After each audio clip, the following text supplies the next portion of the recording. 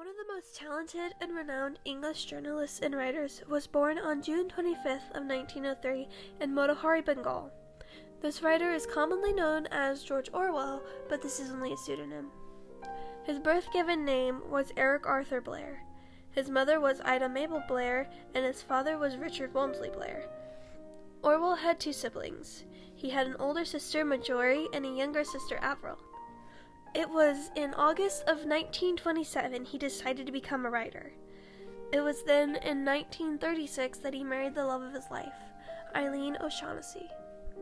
In August of 1941, Orwell was presented with the opportunity to be on the BBC broadcast, and he took it. A couple years later, in June of 1943, Orwell and his wife adopted a baby. They named him Richard Horatio Blair.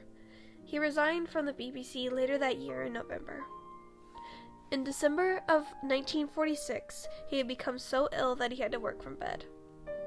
Whilst he was sick in bed, he managed to write the first draft of one of his many famous novellas, 1984.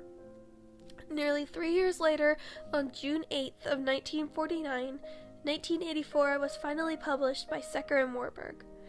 A few days later, 1984 was published by Harcourt in Brace, New York. On September 3rd of the same year, Orwell was eventually transferred to University College Hospital in London with tuberculosis. He stayed here for months, and finally his suffering came to an end on January 21st of 1950 when he died in the hospital following a massive hemorrhage of the lungs.